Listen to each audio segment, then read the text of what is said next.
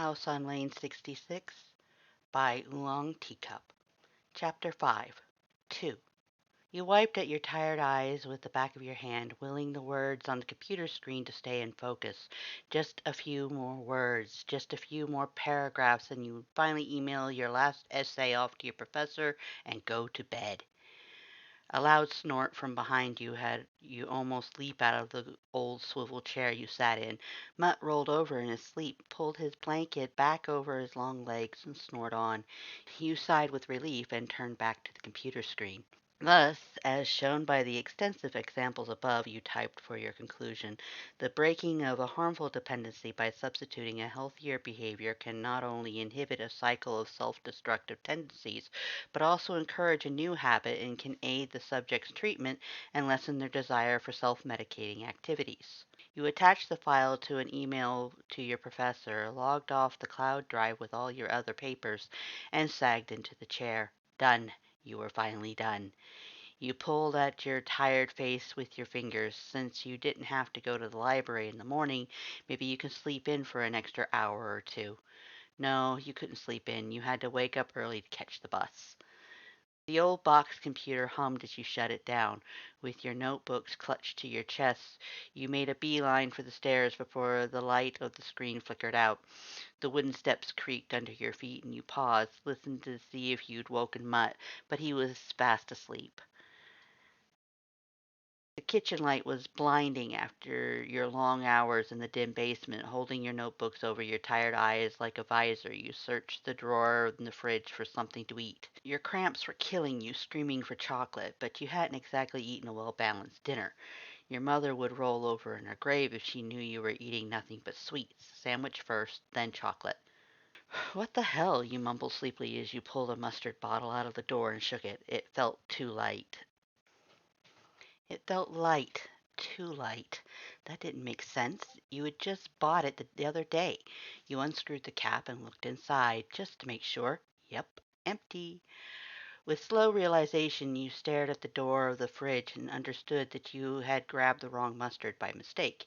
You shook your head to clear the sleepy fog and put it back. You were too tired to care about finding your mustard and took the rest of your ingredients to the counter. A groan of frustration escaped you as you glanced at the small analog clock on the stove.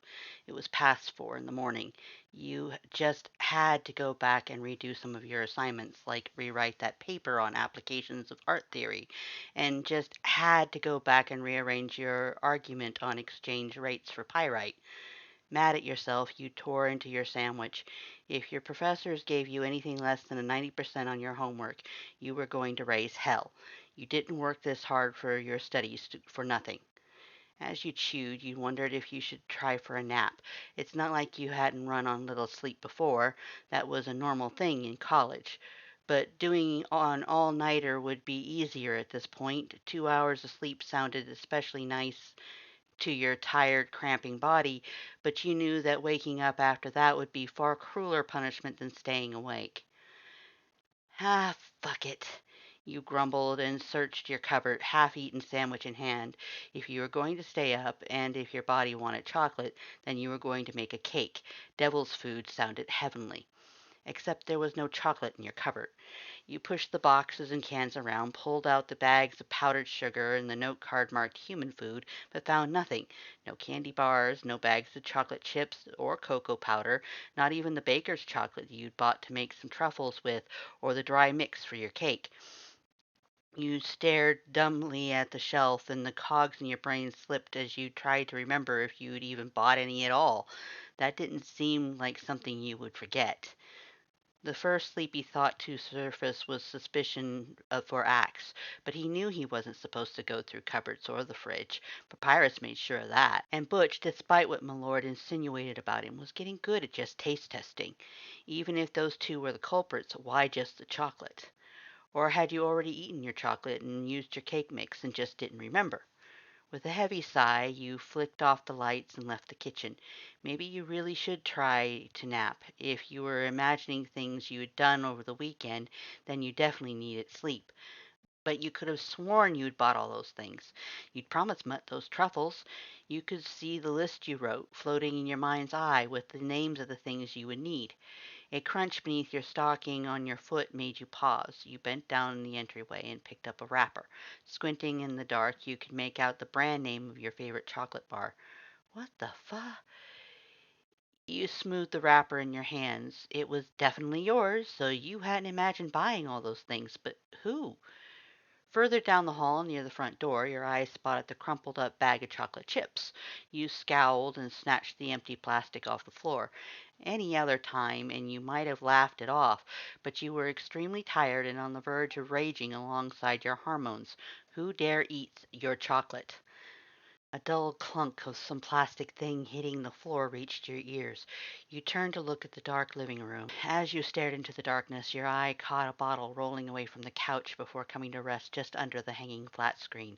Even in the low moonlight coming in through the windows, you recognized that brand. It was your mustard. The empty wrappers crinkled in your fists as you stormed over to the couch, ready to chastise the thief. After all your hard work cooking dinner for them, they had the nerve to just take what they wanted. If they just asked, you might have shared, but now your train of angry thoughts was cut short as you looked over the back of the couch. Red was lying there, passed out, with his mouth hanging slightly open. The empty tray of baker's chocolate laid on the floor beside him, along with your cake mix. A streak of mustard was on the front of his black hoodie, and his red turtleneck had a dusting of chocolate powder on it. You quickly grabbed your mouth to stop yourself from giggling. Not in a million years would you have guessed that Red liked chocolate of all things. There was even a small bit of it stuck between his pointed teeth on his golden tooth. Your cramping guts reminded you that you were angry, but your humor at finding Red like this tempered it. A vengeful part of you wanted to leave him there to be found in the morning by one of his brothers and possibly teased, but another part of you remembered that Red helped you once. Red, you whispered once your conscious one shook the bony ankle. Wake up. Fuck off, Sans. Red growled and lazily swiped at the air in his sleep. I'm not Sans. You shook his ankle with a bit more force. When Red didn't stir again, you gave up on that and tried to bat the chocolate dust off his turtleneck. Red's hand flew up and grabbed your wrist, his sharp finger bones putting an uncomfortable amount of pressure onto your flesh. You looked at his face and saw that his crimson eyelights flickered there like an old bulb trying to stay lit, and that one was slightly brighter than the other. He seemed to struggle to focus his gaze on you. Who're your friendly neighborhood Spider-Man, you said sarcastically and rolled your eyes. What are you doing in my room? Red's rough voice was slurred like he'd been drinking heavily. You lifted your eyebrow at him. The rum in your cupboard was practically untouched. Did the brothers have a stash of monster beer that you didn't know about? This isn't your room, Red. You pulled your wrist from his grasp, lifting up the empty wrappers and dropped them on his chest. And this isn't your chocolate. You could have asked, instead of just taking it. I would have shared with you. Red ignored you and sat up. The wrappers crinkled as they fell to the floor. His flickering eyelights searched the dark room until they rested on the bottle below the television. He raised his bony hand, dripping with magic. Your hands flew up to close your nose, and summoned the bottle. It slipped through his outstretched hand and smacked him in the chest with a semi-hollow thunk. You took a few steps back, breathing in slowly through your mouth, the rush of adrenaline coursing through you, waking you up better than a dozen shots of espresso. You silently watched as Red picked up the bottle of mustard and tore the cap off. He raised it to his pointed teeth, let the thick yellow liquid fall into the void inside his jaw, and crushed the container in his grip until there was nothing left inside. He shook the collapsed bottle for any residual drops, swayed slightly, then tossed it over his shoulder. The bottle tumbled down the oak stairs, the noise of it echoing until it came to rest by the front door. You tensed for a moment and watched the stairs, wondering if the noise had woken up any of the other brothers. Red picked at the empty wrappers on the floor by the couch, searching for any leftovers. When no noise came from the second floor, you turned back to him. Red, are you drunk? You quietly asked from behind your hand, still not quite understanding. How could someone get drunk off a condiment? Your sleep-deprived brain finally recalled that Butch told you that Red and Sans liked to drink mustard and ketchup, respectively, but you didn't think that meant they actually got drunk off of it. Not enough, Red mumbled miserably. Shaking his skull, he attempted to get off the couch and stumbled. His hands grabbed onto your arms for support, and you leaned against him to keep from falling over yourself. When he finally found his feet beneath him, he staggered to the entryway and back towards the kitchen. Red, wait! You chased after him, finally removing your hands from your face when you had reached the kitchen. You grabbed his bony wrists before he could open the fridge and said, "Don't you think you've had enough? You can barely stand." He yanked his wrists from your grasp, ignoring you, and opened the fridge, leaning against it as he looked inside. He tossed the empty bottle of mustard you had tried to use earlier over his shoulder and then pulled open the bottom drawer to rifle through your food. Red, you pulled at his arm to get him to look at you with those flickering lights. "I really think you should stop. Please, you're starting to scare me." Red slammed the fridge shut and rounded on you. He looked pissed, his hands clenched into fists. His pointed teeth were twisted into a scowl, and his golden tooth flashed in the moonlight. You squeaked in fright and fell back onto the cold tile, your heart pounding a tattoo on the inside of your chest. You were afraid of the magic that would appear at any moment, and your hands flew back to your face to cover your nose. The crimson lights of his sockets wavered as he tried to look at you in the dark. The scowl on his skull softened into a frown. "Damn it!" He groaned and fell to his knees, holding his skull in his hands and shook it like a dog trying to clear the water from his ears. "Make it stop! The screeching!" For a while you watched Red kneel on the tile. The moment of drunken rage seemed to have passed. Your heart calmed down and your adrenaline faded. It didn't seem like he was going to use his magic again, and you slowly took your hands from your face. Let's get you to bed." Your voice shook as you reached out to him. "You're not yourself right now. Come on." Surprisingly, Red allowed you to pull his arm over your shoulder and assist him to his unsteady feet. He did not help you much as you guided him down the hall. You nearly tripped going up the stairs by stepping on the laces of his untied sneakers, but grabbed the railing just in time to catch the both of you. How was he so heavy? He was made of bone and shorter than you. At least you knew what door was his. It was right across from your bathroom, right next to the door leading to your loft. With one hand you fumbled with the doorknob and flicked on the lights. Red's room was empty. Moonlight shone through a single curtainless window over a bed with black sheets, an iron frame supporting the mattress. Some clothes had been tossed on the floor, and a lone mustard bottle lay by the closet. But other than that, nothing. "Come on, up you get." You tugged at Red until he rolled onto his bed. The metal frame squeaked in protest. You pulled off his shoes, leaving his red socks alone, and tossed them next to the other clothes on the floor. You looked down at Red, face down on the bed, your tired mind unable to think of anything to say, and turned to leave. A hand grabbed your wrist much more gently than he had grabbed it earlier. You looked down at the contact at him. Red had rolled onto his side and had his other arm over his eye sockets, shielding them from the light. His rough voice was barely a whisper. Don't what? Don't go." He must be really, really drunk if he was asking for that. Maybe you should keep an eye on him. You didn't know if he could get alcohol poisoning without actually drinking alcohol, but there were other dangers, like if he passed out while on his back and threw up in his sleep and choked on his own vomit. "Do you want me to sit with you?" Red made no movement, no noise to confirm or deny what he wanted. "I'm going to turn the lights off," you said, glancing at his arm as he let his hand fall from your wrist, and made your choice. "Then I'll stay with you for a while. Are you all right with that?" Again he said and did nothing, so you did what you told him you would do. As you sat on the bed near his head, he removed the arm from his sockets and stared at you with those flickering lights. What ya doing?" he slurred. He had just asked you to stay, hadn't he? "Sitting with you," you said matter-of-factly, scooting back so that you could lean against the wall. "You seem like you're really drunk, and I don't think you should be alone." "You stink like blood." Red rolled onto his back. His hands came up as he pressed his bony palms into his sockets. "Ah, shit, I fucked up again, didn't I?" "You smell my period." You flushed pink as you said it, and you were thankful for the dark. "Or you might understand it better if I call it post-heat. Trust me, you didn't do anything to cause that. Don't worry about it." "Don't fucking give me that," Red growled. "Your soul was just screeching at me. I'm not stupid. You're scared of me." "Not now, I'm not." You say gently and shake your head. Right now, I'm worried about you. Red scoffed and rolled away from you to stare at the wall. You sighed, feeling the exhaustion in your bones, and admitted, "All right, you were pretty intimidating when I first met you, but you don't scare me now. It's the smell of your magic that gets to me. But when that's not in the air, I kind of like you, Red, even if you are rude." Red scowled and slowly got to his knees, swaying on the mattress, to point a bony finger in your face. "Shut up, woman. Just what the hell are you playing at?" "What do you mean?" You leaned away from him slightly to prevent him from accidentally poking your eye out. "Fucking what I mean. What are you up to? Why are you all so nice right now? I never did jack shit for you." You took his hand, which was drifting dangerously close to your eyes again, and moved it back to the mattress. Red glared at the contact.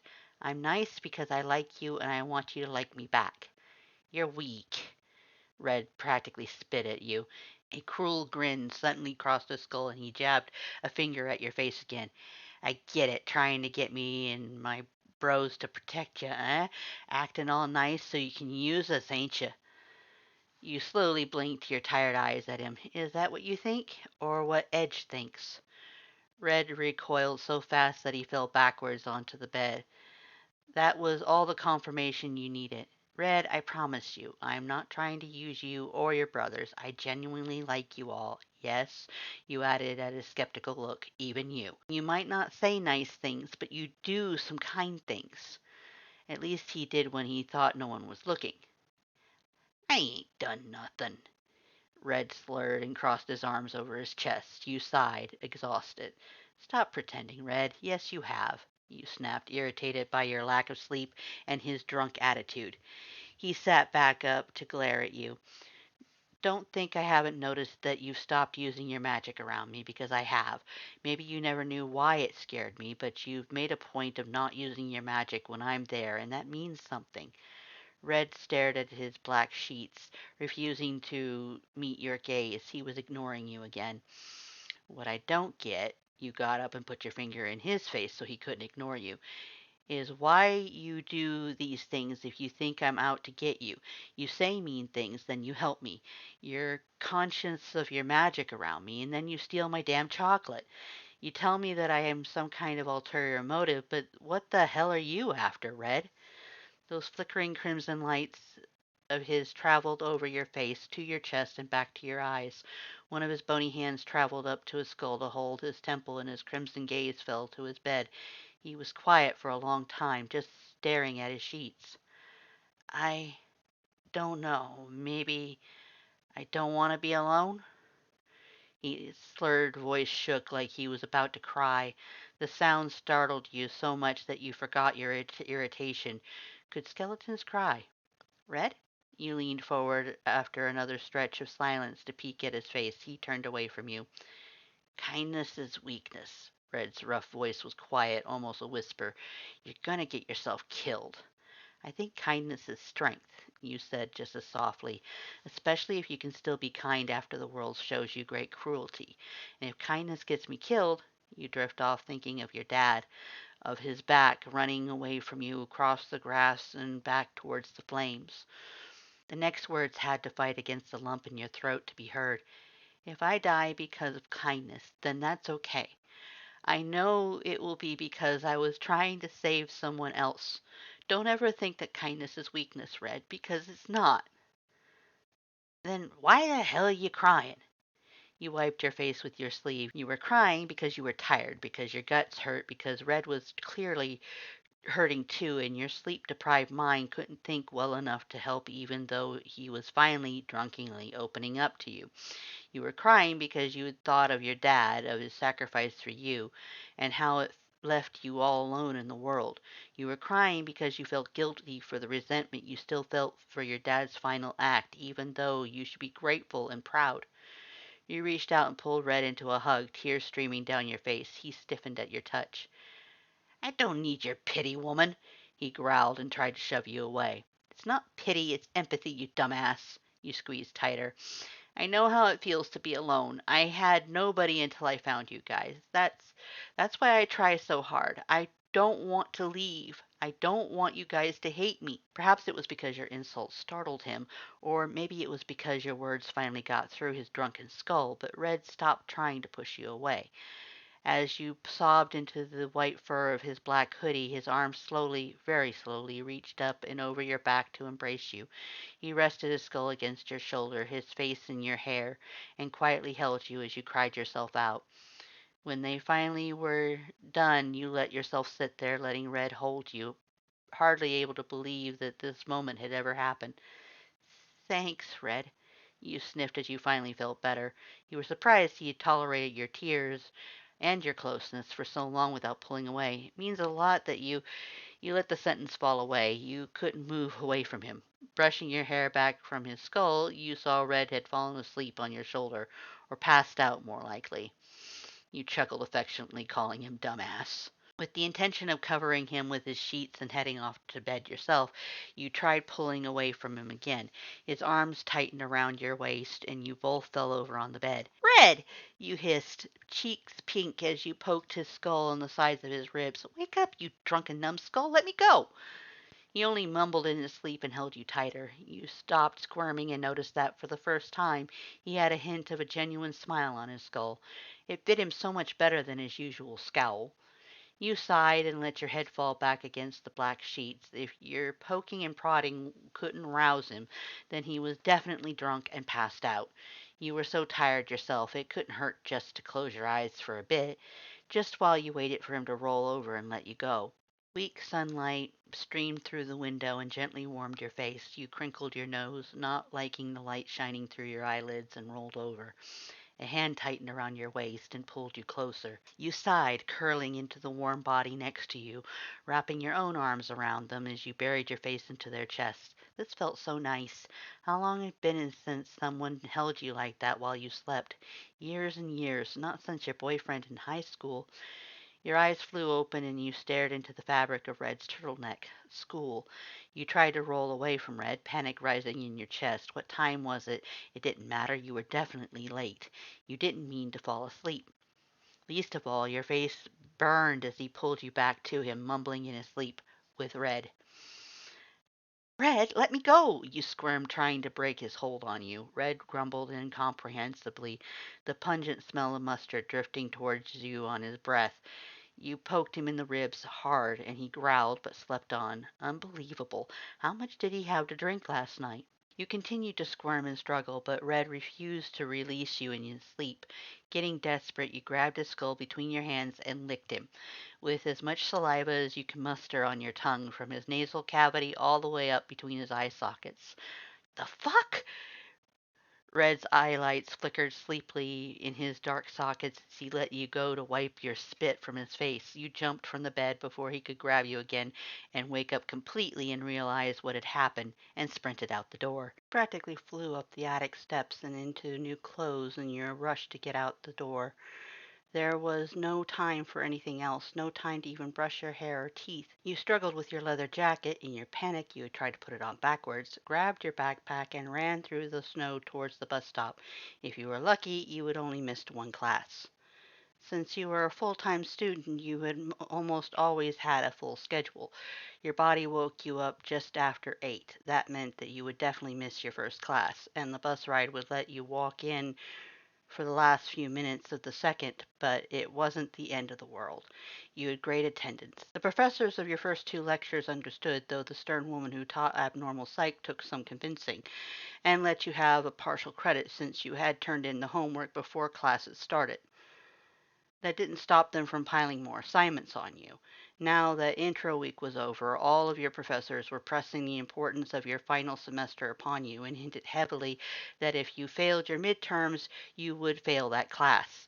Not that there wasn't enough pressure with the finals themselves being only a few months away in May. You took extensive notes. You talked your professors from your first 2 classes into emailing you slides from that day's lectures, and made a list of any additional readings that were recommended.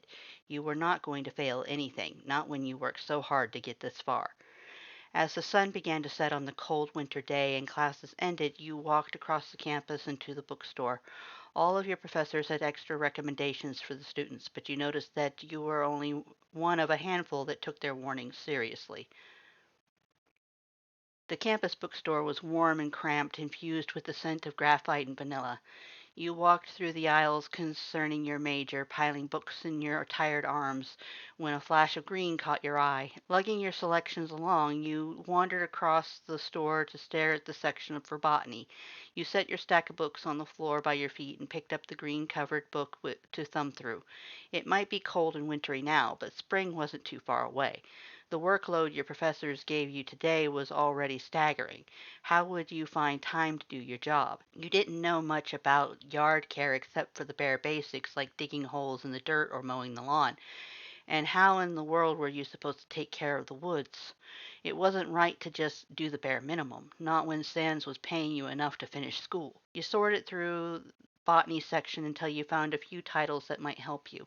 If you were going to teach yourself, you better start now, before you entered the homework hell before your major exams. If you knew what you were doing with the grounds, you could plan ahead and around your homework so that you could juggle your schoolwork and your job.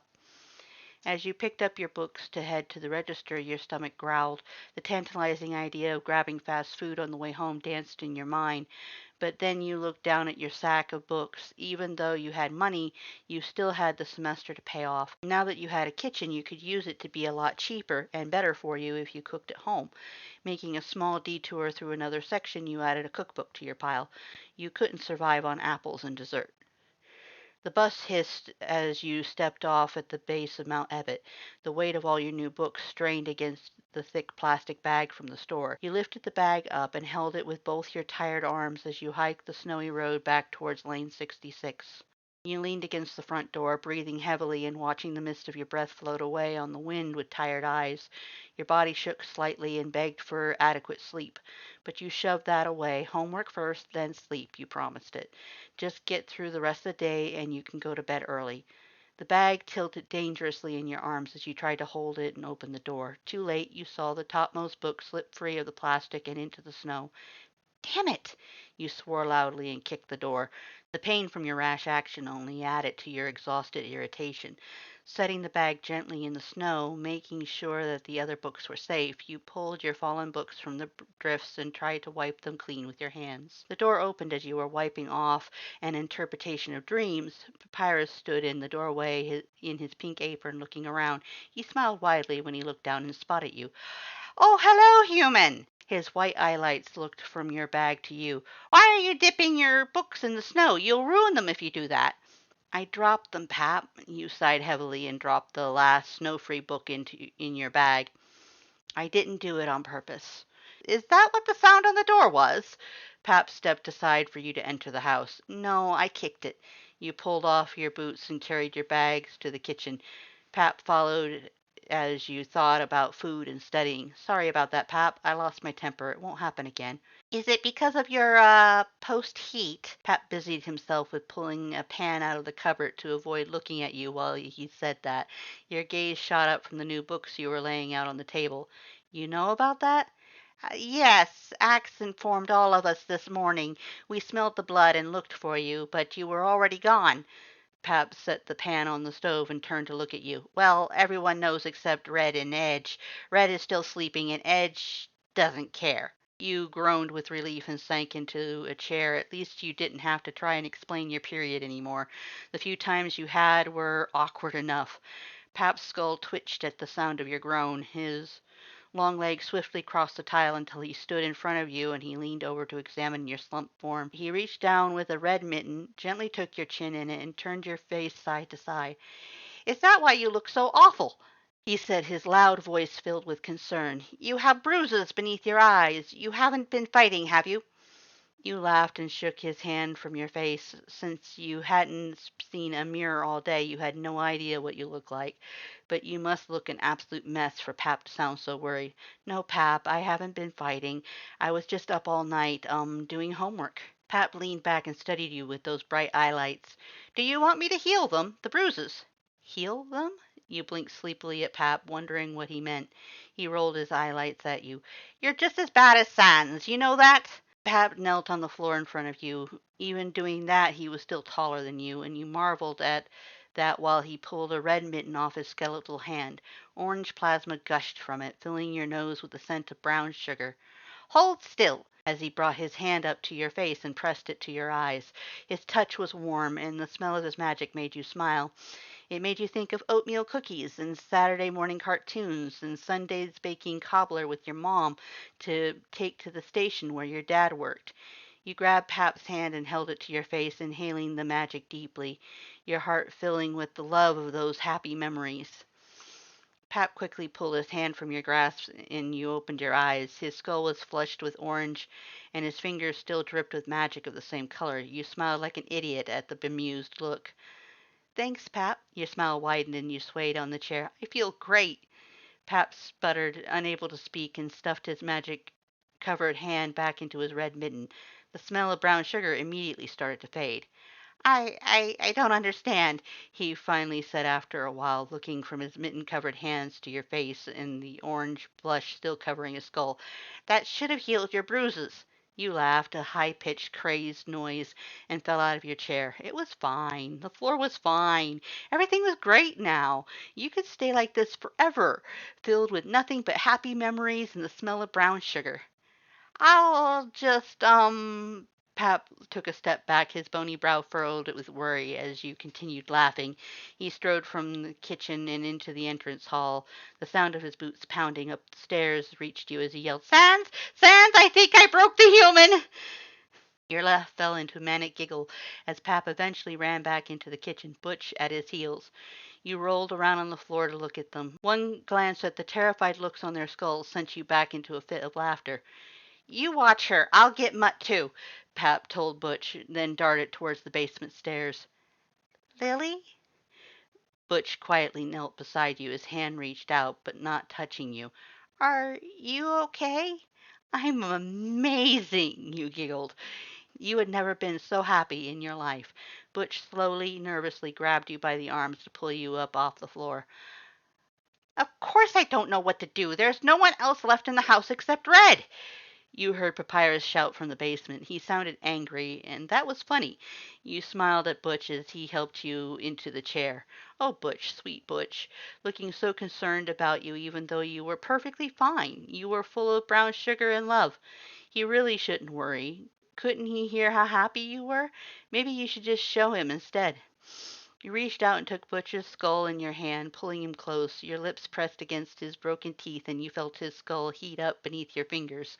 Your lips parted to taste that heat on the tip of your tongue, but Butch jumped away and backed into the fridge, hitting it with a bang. His skull was covered in a gray flush, and his hands had flown up to cover his face.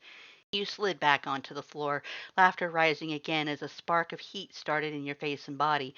Noise thundered up the basement steps as Pat and Mutt burst into the kitchen. What did you do to her? Mutt's raspy voice asked as his red eyelights watched you roll on the floor in bliss. That's just it. I don't know. Papyrus paced the floor nervously, his red boots clicking against the tile.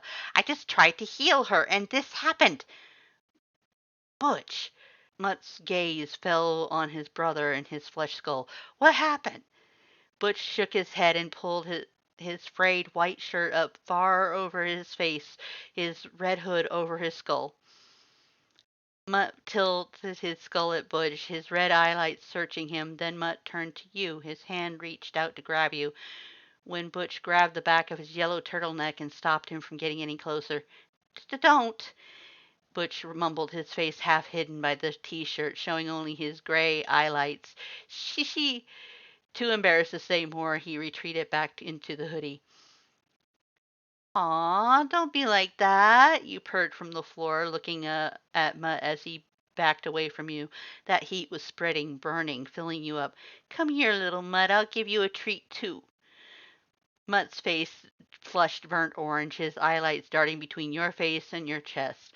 Pap had stopped pacing and was twisting his pink apron in his mitten-covered hands, an orange flush on his face, too. Pap, get water, Mutt said, not taking his eyelights off of you. Cold water. We're going to try to shock her out of it. The next thing you knew was the feeling of ice drenching your body, dousing that heat. You sputtered and wiped the water from your eyes, all happy feeling gone, and rage rushed in to replace it. What the fuck? You growled, chest heaving, as you glared at Pap and the pan in his hands. You were totally soaked and pissed. I'm sorry, I only tried to help. Pap tried to hide behind the pan, cowering at the anger that it equaled the joy that you were feeling just moments ago. Near the fridge, Butch vanished, leaving behind the smell of sweet rot. Robin, calm down, Mutt said slowly, holding his hands at you. We don't know what happened either. Just take a deep breath and fuck your deep breaths. You roared and grabbed a chair behind you, throwing it across the kitchen. You weren't very strong, so it didn't go very far, but it still caused Pap and Mutt to take several steps away from you. You stormed from the kitchen and up the oak stairs, your head angry, your heart hurting. Pap's magic had made you remember so many good things that made you feel happiness and love, but it also made you remember something that you had spent 7 long years trying to repress, something you could never have again, no matter how badly your body cried out for it. You slammed your door shut and hid away in your room for the rest of the night. You slept like garbage and woke up feeling like garbage. Depression ate at your soul, the kind that you hadn't felt in years. You sent an email to your professors letting them know that you were ill and spent the day in bed. The next day you were finally left to your room to bathe. You found your books and book bag in a pile on the floor by your door. Your leather jacket was draped neatly over the top. You took them upstairs and ignored the bath. Who cares about that anyway? On Thursday, you spent the entire day catching up on the homework you had neglected and the notes and readings you'd missed. You studied hard late into the night, determined that you would not let this feeling conquer you. As you took a midnight bath, you steeled your mind. Whatever happened with the magic was nobody's fault. Pap had not tried to hurt you, and Mutt and Butch had only tried to help. You would go to school tomorrow, come home, and apologize for your actions and your anger. While you sat on your bed, braiding your wet hair, a soft knock traveled from your door and up the narrow staircase. You pulled your oversized green hoodie on and your gray sweatpants and went to the door. Mutt was already halfway to the stair by the time you answered. He paused mid-step, watching you, his hand in the pockets of his black hoodie. Hey, Robin, his pointed teeth curled into a nervous smile. I didn't think you'd still be up. It's, good to see you. Hey, Mutt, you answered with a sad smile of your own. The depression part of you still wanted to be alone, but you knew you couldn't hide away forever. Thanks for coming to see me. Do you want to come up? Does that mean you don't hate me? Mutt shuffled his foot against the wooden floor, dragging his orange socks across the grain. I don't hate any of you. You stepped aside to clear the way for him. I never did. Mutt smiled and accepted your invitation. You could feel the weird tension between the two of you as you sat on your bed, patting the spot next to you for him to take. His eyelights traveled around your room, at the clothes and books scattered without a care across the floor. I'm really sorry, Mutt, you asked hesitantly as Mutt sat on your disheveled bed. Do you guys hate me for what happened? Of course not. Mutt stared at you, his red eye lights wide. Pap thought he really hurt you. We had no idea why his magic did that to you. It's only ever healed for us. If anything, Pap thinks you hate him for. No! You shook your head, interrupting Mutt. I don't. What happened wasn't his fault. It's not like I knew what would happen either. He was just trying to help. Awkward silence fell again between you. You pulled at your overly long sleeves, and Mutt stared out of the circular window at the moon. We've been worried about you, he said quietly after a long while. These past few days, all we could hear was your soul lamenting, and that sound made it after we snapped you out of it. Holy shit, Robin. Have you ever heard a barn owl scream before? I'm sorry. You hung your head sadly. I didn't mean to get angry and throw things at you. I probably really scared Butch, too. Yeah, you're pretty terrifying when you're that mad. Mutt chuckled and laid back on the bed. But I don't blame you, neither do Pap nor Butch. If we had been forced in and out of heat like that. What? Your face flushed. What do you. That's what you think happened with the magic? Well, yeah. Mutt shrugged, staring at the ceiling. A slight flush appeared on his nasal ridge as he whispered, You didn't hear your soul, Robin, before we poured water on you. It was one of the most enticing damn things I'd ever heard, calling out to us. Your face glowed, and you were very glad that Mutt was avoiding your gaze just as resolutely as you were avoiding his. You said quietly, trying to keep your nerves from showing, Maybe it was like that at the end, but at the beginning I was just happy. I remember my life and my parents and the things we used to do together. I forgot all of the bad things that ever happened in my life.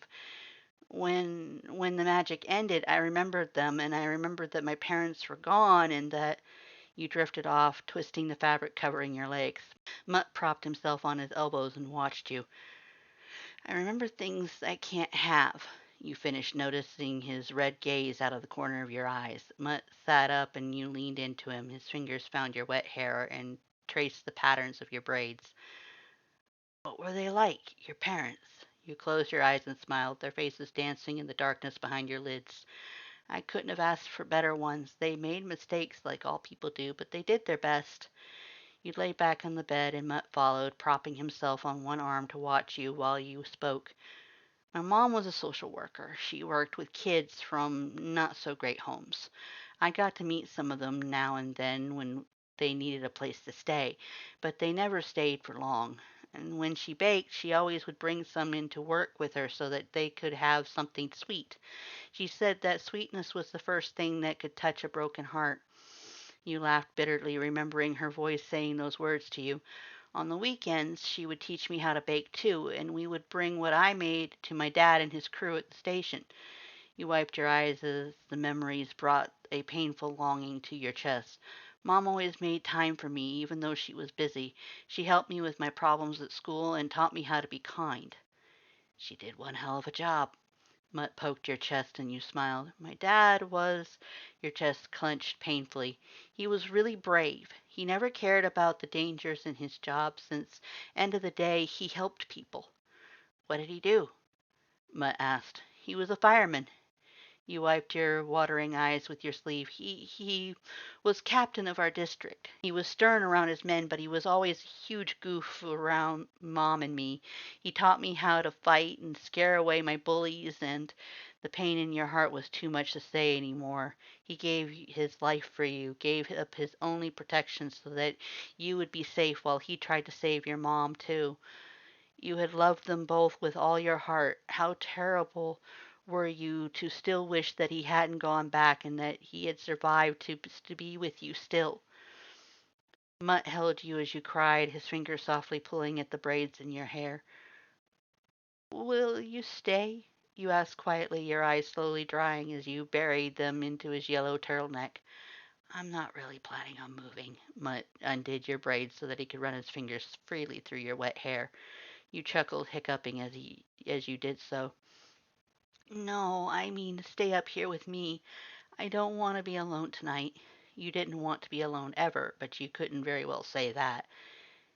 You mean sleep up here? Mutt's hand paused and he leaned back to look at you. If that's okay. You pulled at the sleeves of your sweater, your cheeks pink. Mutt smirked, his gold tooth flashing, and pulled you into him before flopping back on the bed. Only if I get to hold you like this all night. You shrugged, even though you were more than okay with that.